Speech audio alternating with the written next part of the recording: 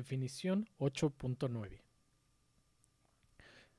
Tenemos un espacio de medida y sea f una función medible respecto a esta sigma álgebra.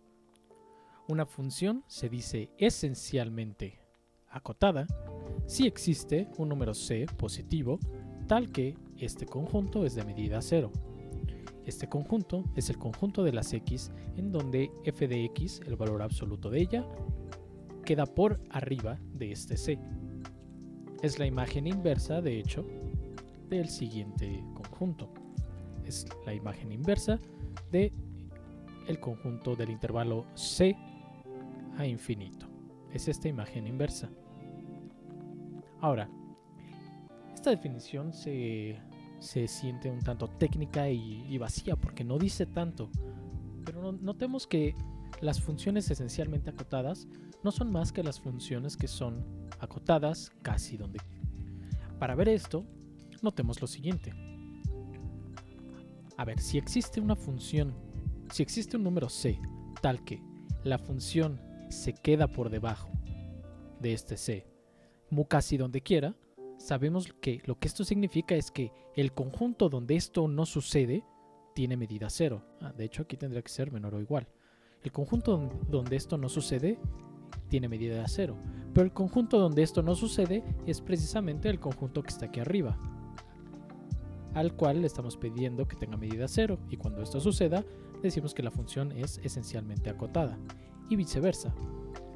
Por lo tanto, las funciones esencialmente acotadas son aquellas funciones que son acotadas casi donde quiera.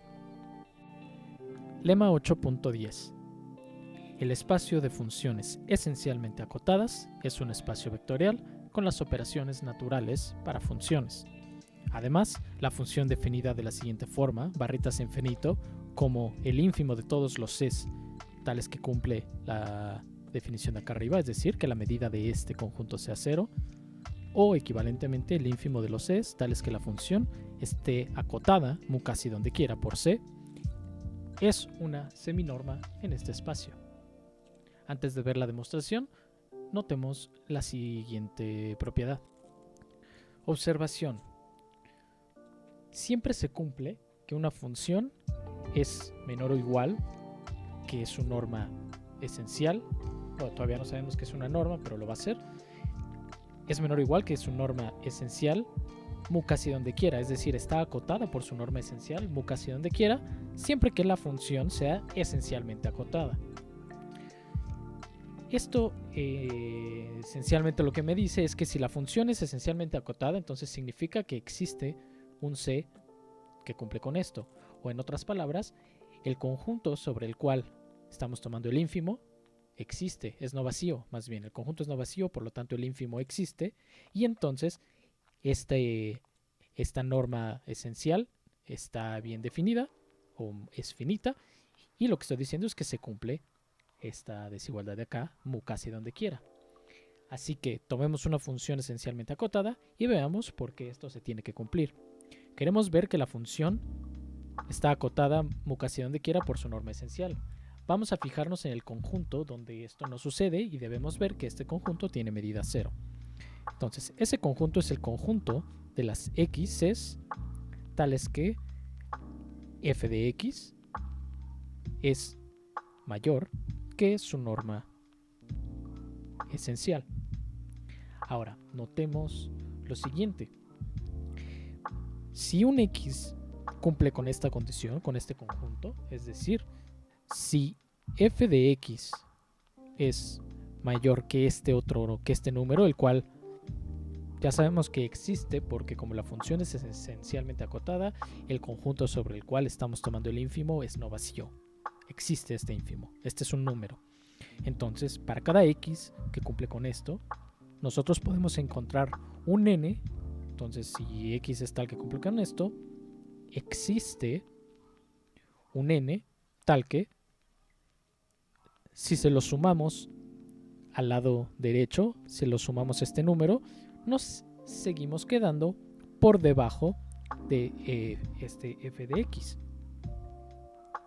Y de hecho, es fácil ver entonces que el conjunto del cual queremos ver cómo es su medida, este conjunto, de hecho lo puedo escribir como la unión de todos los n's, desde 1 hasta infinito, de los siguientes conjuntos, de los x's tales que f de x es mayor que la norma, la cota esencial, más 1 entre n. Demuestren, convénzanse de esta igualdad. Vean que se puede verificar la doble contención. Vamos a llamarle ahora a cada uno de los conjuntos que estamos aquí uniendo. Vamos a ponerle el siguiente nombre, AN, desde 1 hasta infinito. Este es el AN. ¿Okay? Para cada n, nosotros, dado que este f es el ínfimo de un cierto conjunto, por las propiedades de ínfimo sabemos que si nos movemos un poquito, en el caso del ínfimo, hacia la derecha, es decir, si le sumamos un número pequeño, digamos 1 entre n, entonces existe un elemento de este conjunto que ya es menor que este ínfimo más el cachito que nos movimos. Es decir, para cada n existe un Cn de los del conjunto del cual estamos tomando el ínfimo, tal que Cn va a ser menor que el ínfimo más el cachito que nos movimos. Y además, pues este Cn va a cumplir lo que dice aquí, lo que cumplen los Cs del conjunto en cuestión, es decir, y además la medida del conjunto de los x tales que f de x es mayor que este Cn, esta medida es 0. Y esto para cada n. Luego, yo lo que digo es que los conjuntos AN, esta es una afirmación, AN está contenido en este conjunto en particular. Afirmación, AN está contenido en el conjunto de las X, no le voy a poner nombre, de las f de X tales que es mayor que este Cn. Esto es afirmación. Debemos probar esta contención. Pero esta contención es bastante directa, porque si X pertenece al AN, entonces significa que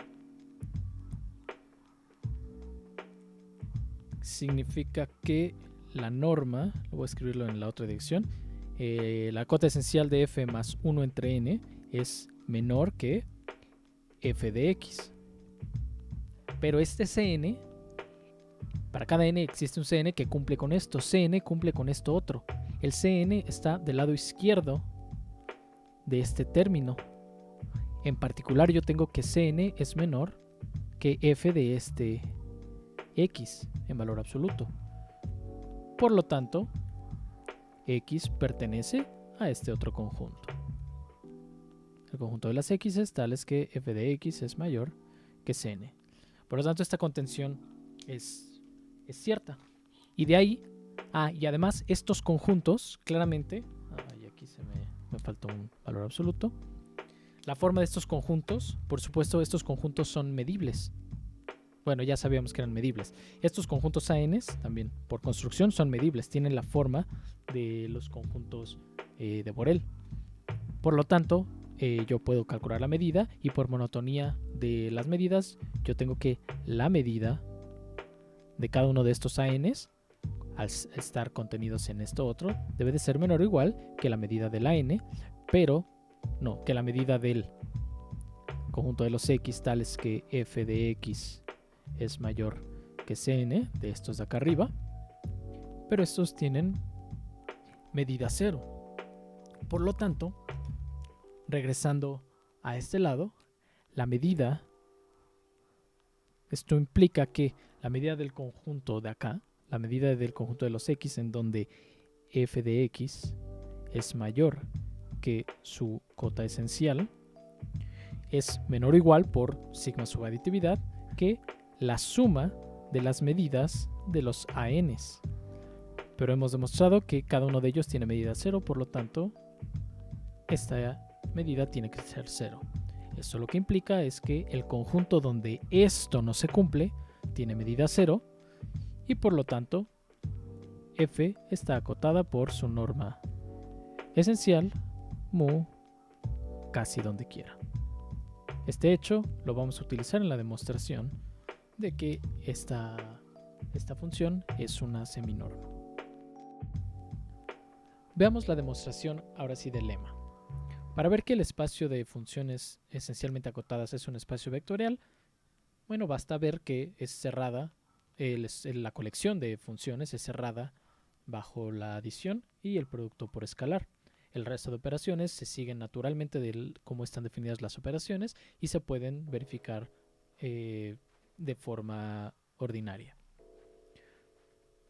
Si tenemos dos funciones esencialmente acotadas, es decir, si f de x es menor que, bueno, si f está acotada por, digamos, un c y una función g está acotada por un b mu casi donde quiera, las dos están acotadas mu casi donde quiera, entonces es claro que si yo considero un alfa, la siguiente combinación lineal alfa más g en valor absoluto, entonces por desigualdad del triángulo, esto es alfa por f más g, del cual esto es menor o igual que alfa por c más b. Es decir, y esto se cumple mu casi donde quiera, porque esta parte de aquí para acá estoy utilizando las hipótesis de que estas funciones están acotadas mu casi donde quiera. Lo que estoy mostrando es que esta combinación lineal está acotada mu casi donde quiera, siempre y cuando cada uno de ellos esté acotada mu casi donde quiera. Esto lo que muestra es que la colección del espacio de funciones es un espacio vectorial. Es espacio vectorial. Esta es directa. Ahora, tenemos que argumentar por qué la función barritas infinito es una seminorma. Bueno, para ver que esta función es una seminorma, primero hay que ver que esta es no negativa para toda f, la cual por construcción se sigue. Estamos tomando el ínfimo que para una función esencialmente acotada siempre existe, entonces este ínfimo siempre es un número mayor o igual a 0. De hecho, porque este ínfimo podría ser 0, por eso podría ser igualdad. Entonces esta por construcción ya se tiene. Veamos ahora que esta función saca escalares con valor absoluto. Para ello notemos lo siguiente. Si tenemos un c, bueno, si a es un escalar distinto de 0, entonces f de x es menor o igual a c mu casi donde quiera, o en otras palabras es esencialmente acotada con este c, si solo si a por f de x es menor o igual que el valor absoluto de a por c mu casi donde quiera. Y es si solo si, es decir, si esto se cumple para c mu casi donde quiera, entonces puedo yo multiplicar por el valor absoluto de a y esta desigualdad se cumple mu casi donde quiera. O en otras palabras, y en la dirección opuesta, si yo tengo que se cumple esta desigualdad mu casi donde quiera para c y para a distinto de 0, entonces yo puedo dividir entre el valor absoluto de a y obtener esta otra de acá. Entonces, ¿esto qué implica? La función a por f, es más, le podría quitar el x, ya se lo puse. La función a por f es menor o igual que este otro número, mu casi donde quiera. El ínfimo de todos los c's, de todos los números que cumplen esta desigualdad, el único que está variando es aquí el c. Entonces el ínfimo es aquel, dado que el a está fijo, el ínfimo de los números que cumple con esto es pues el ínfimo de c.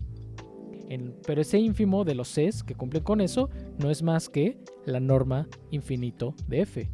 Esto lo que implica es que la norma infinito de a por f, que es el ínfimo de las constantes que acotan por la derecha mu casi donde quiera a esta función, es precisamente aquella que yo obtengo tomando el ínfimo sobre estos Cs, porque viene de acá arriba, multiplicado por el valor absoluto de A, es decir, esta constante.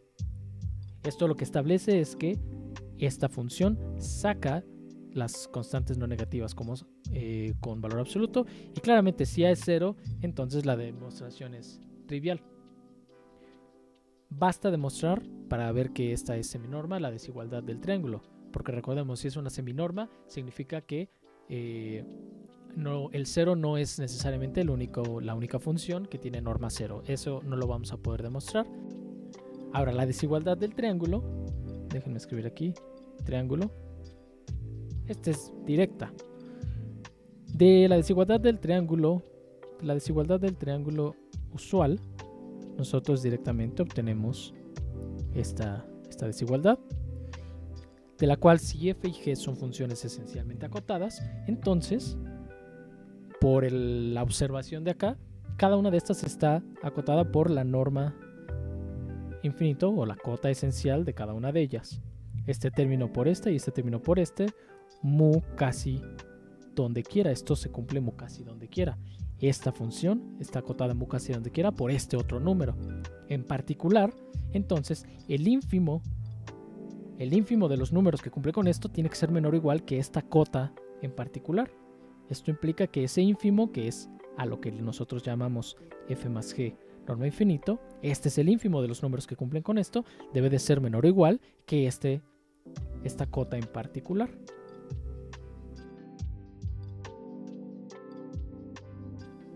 Definición 8.12. Repitiendo un poco de la construcción que hicimos para LPs, pero para el caso de las funciones esencialmente acotadas, tenemos lo siguiente. Dadas dos funciones esencialmente acotadas, vamos a definir una relación entre ellas.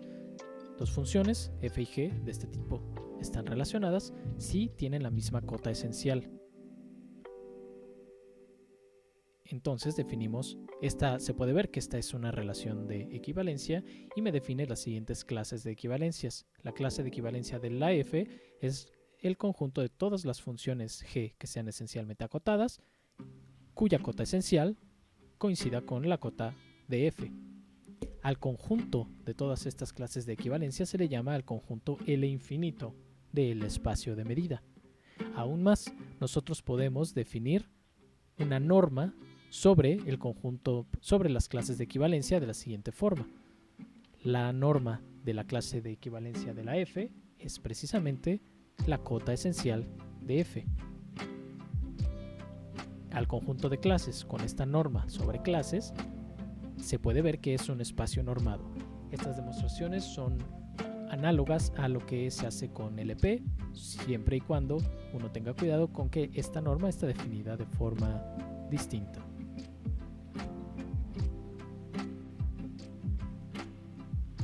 Ahora, el corolario 8.12 nos dice que en L infinito se satisface la desigualdad del triángulo.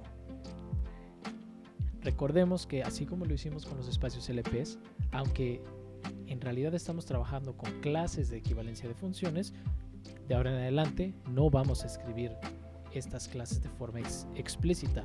Siempre que hablemos de una función en LP o en L infinito en este caso, nos estaremos refiriendo a la clase de equivalencia de todas esas funciones.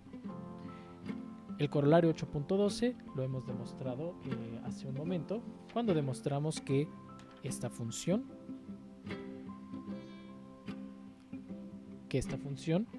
satisface la desigualdad del triángulo. Esto hace que esta función, y se puede demostrar que esta función es una norma, haciendo a este espacio con esta norma un espacio normado. La proposición 8.13 nos habla de la desigualdad de Helder. La desigualdad de Helder que habíamos visto decía lo siguiente: si f es una función en LP y g es una función en LQ, en donde p y q son pares conjugados, entonces el producto está en L1 y la norma 1 del producto es menor o igual, la puedo acotar, con la norma p de f y la norma q de g, las cuales son finitas dado que f y y G están en los espacios adecuados. Notemos que en ese momento nos hicimos la pregunta de qué pasaría si P fuera 1, por ejemplo, porque claramente la desigualdad de Helder que vimos no funcionaba cuando P era igual a 1, solamente la habíamos demostrado para P's estrictamente mayores que 1. Bueno, lo que sucede es que la desigualdad de Helder cuando P es igual a 1 es precisamente la que vamos a demostrar a continuación, porque cuando P es igual a 1, si yo tengo aquí 1 más 1 entre Q igual a 1, no hay ningún número Q que lo satisfaga, pero intuitivamente, para que el lado izquierdo y el lado derecho de esta igualdad sean iguales, el Q tendría que ser muy grande, tender hacia el infinito. Eso es precisamente lo que captura el nombre de este espacio, el infinito. Entonces, en ese caso vemos como el Q, si lo pensamos por lo menos como símbolo, como infinito, obtenemos la desigualdad de Helder que está escrito aquí arriba. Aquí no lo dije, la F, entonces esta F debe de estar en 1, en L1. Y lo que me dice la desigualdad de Helder que vamos a probar es que si F es una función en L1 y G es una función esencialmente acotada en el infinito, entonces el producto está en L1 y se satisface esta desigualdad. Veamos la prueba. La demostración es directa. Supongamos entonces que F está en L1 y G está en L infinito. Como G está en L infinito, entonces G es menor o igual que su norma infinito, mu casi donde quiera. Yo puedo multiplicar entonces por el número positivo para cualquier x por f, y yo tengo que el producto de f por g más bien, va a ser menor o igual que f por este número, la norma infinito de g, mu casi donde quiera. Pero si esto se satisface mu casi donde quiera, por la monotonía de la integral, yo tengo que la integral de f por g respecto de la medida es menor o igual que la integral de esta parte. Sabemos que la integral es lineal, entonces sale este número y me queda la integral de f respecto de mu. Pero esta no es más que la norma 1 de las funciones. Aquí ya las puse en el otro orden, pero es lo mismo. Entonces lo que estoy probando es que y esta parte, esto no es más que la norma 1 del producto. Esto prueba que si estas dos, como f está en L1, esta es finita, entonces esta norma es finita y además se cumple la desigualdad que queríamos probar. Proposición 8.14. Desigualdad de Helder generalizada. Esta es una generalización, como su nombre indica, de las desigualdades de Helder que hemos estudiado. Si f es una función en LP, g es una función en LQ, y se cumplen que 1 entre p más 1 entre q son iguales a 1 entre r, entonces p y q no necesariamente son pares conjugados en el sentido en que hemos estudiado, solamente esto sería cuando r es igual a 1, pero si se cumple esta relación para algún r, entonces el producto pertenece a LR y la norma R del producto está acodada por la norma F, por la norma P de F y Q de G. Es claro que esta desigualdad, esta proposición de Helder, generaliza a las proposiciones de Helder que hemos estudiado anteriormente. Veamos la demostración. Sean entonces P, Q y R tales que se satisface que 1 entre P más 1 entre Q le da 1 entre R. Notemos el siguiente juego algebraico. Si yo multiplico por R esta igualdad, lo que obtengo es que 1 va a ser igual a R entre P más R entre Q, de donde esto lo puedo escribir como 1 entre P sobre R más 1 entre Q sobre R. Es decir, P sobre R y Q sobre R son pares conjugados. Y estimemos la norma F del producto FG, la norma R a la R, es por definición la integral sobre todo el espacio, no lo voy a poner, de f por g a la r respecto de la medida. Bueno, pero esto lo puedo entender metiendo el r al producto. Esto no es más que la norma 1 del producto a la r, de estas funciones a la r. Donde además notemos lo siguiente. Si f está en LP, entonces esto implica que, bueno, la integral de f a la p, esta integral es finita, pero yo puedo elevar a la r y sacar raíz a la r de este lado, y entonces esto implica, bueno, esta integral es finita, y esto implica que la función f a la r pertenece a L de P sobre R. Y de forma similar, G, estando en LQ, puedo yo concluir que G a la R pertenece a L de Q sobre R. Entonces, dado que P sobre R y Q sobre R por esta razón son pares conjugados, puedo utilizar la desigualdad de Hölder que habíamos visto, la primera que vimos, y lo que yo tengo es que esta norma, la norma 1 de f a la r y g a la r, es menor o igual que la norma PR de fr, norma PR de fr, por la norma q sobre r de g a la r, q sobre r. Ahora, ¿qué son cada una de estas cosas? Déjenme poner aquí una estrellita para continuar aquí abajo.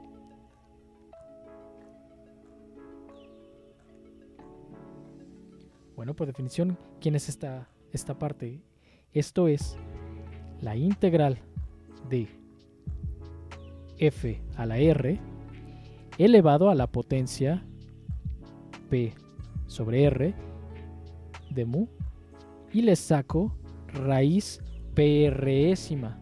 La raíz PRésima es 1 entre P sobre R, o lo que es lo mismo, R sobre P.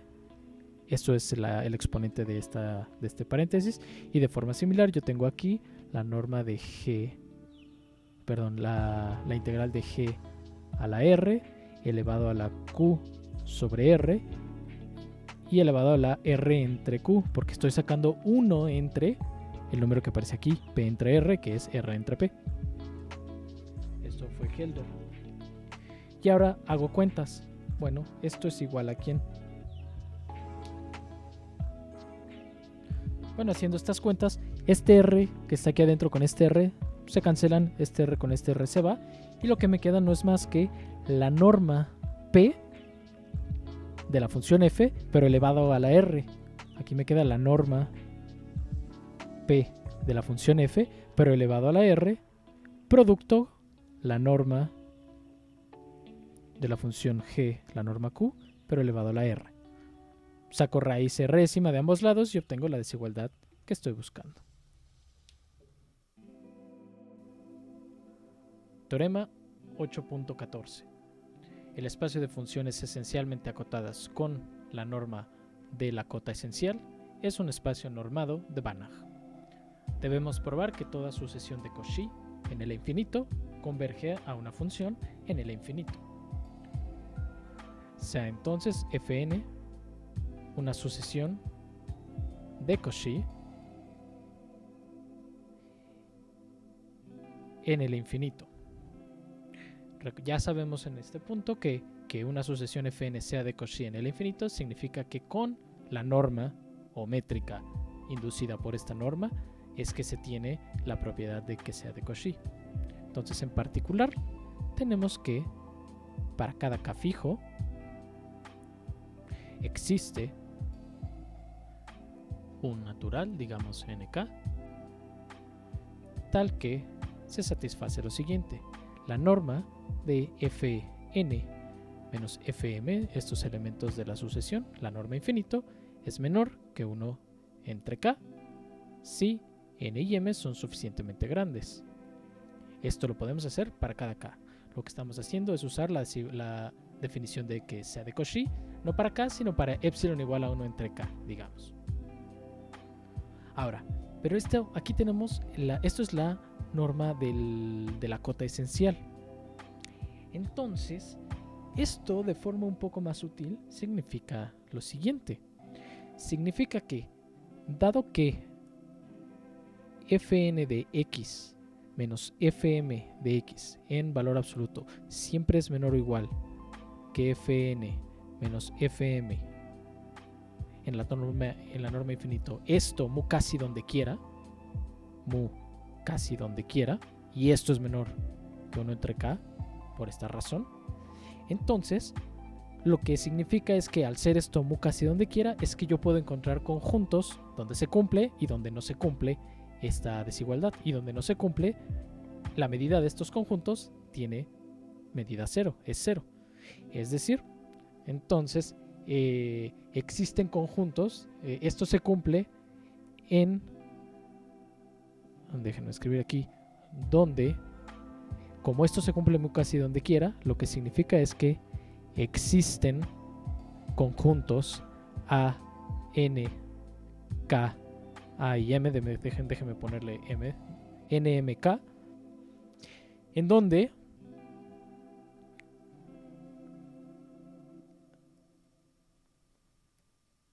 se cumple esta desigualdad y donde no se cumple, que es en el complemento, la medida de estos conjuntos es cero. ¿Okay? En otras palabras, si X es un elemento del ANMK, se cumple esta desigualdad y la medida del complemento de ANMK es 0 para todo N y M, y para todo K puedo yo hacer esto. Con ello voy a definir los siguientes conjuntos. Aquí no lo dije también, esto es importante. Se cumple esta desigualdad si, donde se cumple esto, si N y M son mayores que el NK que existe para cada K. Esto viene de acá arriba. Bueno, voy a definir el siguiente conjunto. Para cada K defino LK como la intersección de M y M desde 1 hasta infinito de estos conjuntos AN, M, K. Cada uno de estos AN, M, K, por supuesto que es medible, porque viene de que sea mu casi donde quiera, y esta intersección numerable también es medible, entonces este es un conjunto medible. Y además tenemos lo siguiente. Además, la medida del complemento de acá es el complemento de esto, es la medida de la unión de los complementos de cada uno de estos conjuntos, con otra vez NM desde 1 hasta infinito. Pero cada uno de estos es 0, la medida de cada uno de estos es 0, entonces esto es menor o igual que la suma de las medidas de cada uno de ellos. Bueno, aquí podría esto obviármelo porque ya sabemos que estamos usando sigma sub aditividad y esta es 0 por esta razón. Entonces este tiene medida 0. Ahora voy a definir otro conjunto a partir de este. Sea A la intersección para cada K, ahora sobre las K de A, K. De la misma forma, tenemos que la medida de la complemento es 0. Y aún más, notemos lo siguiente. Si X es un elemento que está en A, entonces está en todos los AKs. Si está en todos los AKs, está en todos los ANMKs. Es decir, se satisface lo de aquí arriba. Se satisface que Fn de X menos Fm de X es menor que 1 entre K, siempre que el N y M, o para los N y M que sean mayores que el NK, que es el natural que existe para cada K. Esto lo que quiere decir es que si fijamos un elemento en A y nos fijamos en los números reales que obtenemos variando la N, y la sucesión original la evaluamos en el X que esté en A, entonces esta sucesión con el X fijo es una sucesión de Cauchy, porque para todo K existe un NK tal que esto se satisface. Entonces, como los reales son completos, existe un límite. Esta sucesión, a ver, es de Cauchy y tiene límite para cada X. Esto nos permite definir el límite puntual de esta sucesión si la restringimos a A. Es decir, el límite de Fn producto con la función característica de A en un X, este límite existe y es a lo que le llamamos la función f de X, a una nueva función. Claramente, si X no está entonces, si X no está en A, este producto va a ser 0 y la función f toma el valor de 0. ¿Okay? Entonces, f es el límite de esta sucesión en A y fuera de A, f es 0. Luego, como hemos hecho a menudo, f es medible, pues es límite puntual, pues es límite puntual de funciones medibles.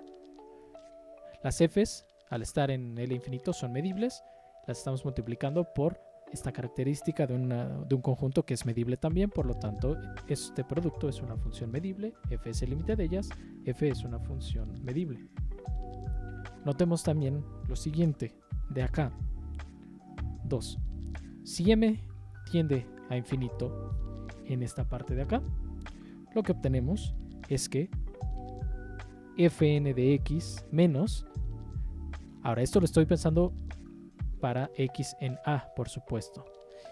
Si f tiende a infinito, entonces tenemos que fn de x menos f de x, porque esta parte va a tender, cuando m tiende a infinito, a f, la distancia entre estas dos es menor que 1 entre k, siempre que el n sea mayor que el natural nk. Pero recordemos que, a ver aquí un recordatorio, que la norma infinito de una función g es el ínfimo de los números c positivos que cumplen que la función g, que dominan o que acotan a la función en cuestión, casi donde quiera.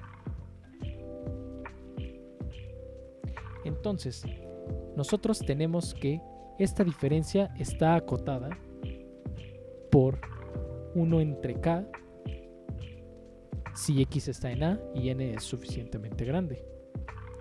En otras palabras, esta función está acotada, si llamamos c, este 1 entre k para un k fijo y n suficientemente grande, este 1 entre k es uno de estos c's. Esto lo que implica es que la norma infinito de fn menos f tiene que ser, porque la norma infinito de esta diferencia es el ínfimo de los c's que cumplen con esto, pero uno de estos c's es precisamente este 1 entre k. Por lo tanto, el ínfimo de todos esos c's es menor que 1 entre k si se cumple lo que aparece acá, si n es mayor que n entre k. El x obviamente aquí ya no juega porque el ínfimo no depende del x. Pero esto no es más que la convergencia, porque lo que estamos encontrando es que para cada k existe un nk, tal que si n es mayor que este nk, esta diferencia en norma es menor que 1 entre k. Por lo tanto, lo puedo hacer menor que cualquier epsilon. De eso, así estamos usando este k, porque esto es para cualquier k. Por lo tanto, lo que estamos mostrando es que fn converge a f en L infinito, en la norma de L infinito. Ojo, todavía no hemos visto que el límite f esté en el infinito. Eso es lo que hay que ver. Entonces, f está en el infinito. Esto es el siguiente paso. Para ver esto, hagamos lo siguiente. F de x podemos sumar y restar cualquier elemento. Voy a llamarle fn mayúscula. Y voy a utilizar desigualdad del triángulo para obtener fn mayúscula de x más la diferencia de fn de x menos f de x. Aquí no importa, está dentro del valor absoluto. Ahora esto es menor, este lado es menor que 1 entre k si n es mayor que el nk que existe para este k. Y este otro, bueno, lo voy a dejar escrito simplemente como estaba. Entonces este aquí fue un error. Bueno, esto lo puedo hacer para cualquier k. Para cualquier k existe el nk, escojo un n mayor que este nk y entonces puedo sumar y restar ese término y se vale esta desigualdad y se vale esta otra. En particular me interesa, por ejemplo, aquella para k igual a 1. Entonces lo que yo tengo es lo siguiente: f de x, que es este lado, no te sumé y resté el fn, entonces eso es un 0, es menor o igual que fn de x más 1. Otra vez, en donde aquí el n ya es un número fijo, n es un número fijo que es mayor que el n1. Pero esta función yo sé que está acotada por la norma infinito, su norma infinito, y esto se cumple mu casi donde quiera. Lo que estamos encontrando entonces es que la función f de x es menor o igual que un número que un c, donde este c es todo lo que aparece de este lado, eso es el c, y esto se cumple mu casi donde quiera. Como ya vi que existe un c que cumple con esto, entonces el conjunto sobre el que tomo yo ínfimo a la hora de calcular las normas infinitos es no vacío, existe ese ínfimo, por lo tanto, esto lo que implica es que la norma de f, la norma infinito de f, esto es una cota esencial y entonces el ínfimo de ellas existe y es finita. Por lo tanto, esto implica que f, lo que quiere decir es que f está en el infinito. Hemos mostrado entonces que la sucesión de Cauchy original converge en la norma infinito a esta f, que es un elemento del L infinito.